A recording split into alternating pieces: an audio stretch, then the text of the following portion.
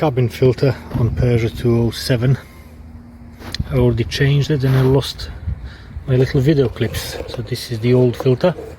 It sits in that arrangement like that and sits in here.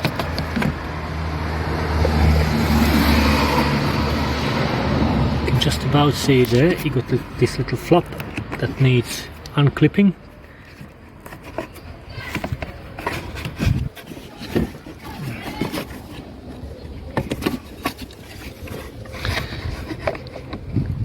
They couldn't make it any tighter, and it's literally just slide one out.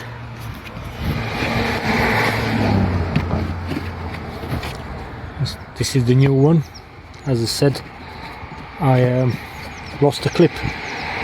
Literally done it yesterday and lost a clip, and then literally pull the old ones out, slide the new one in the same arrangement, and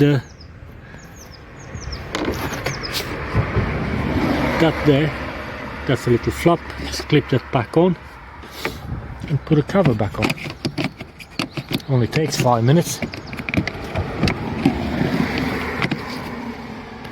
and it's worth doing. You can see the condition of the old one.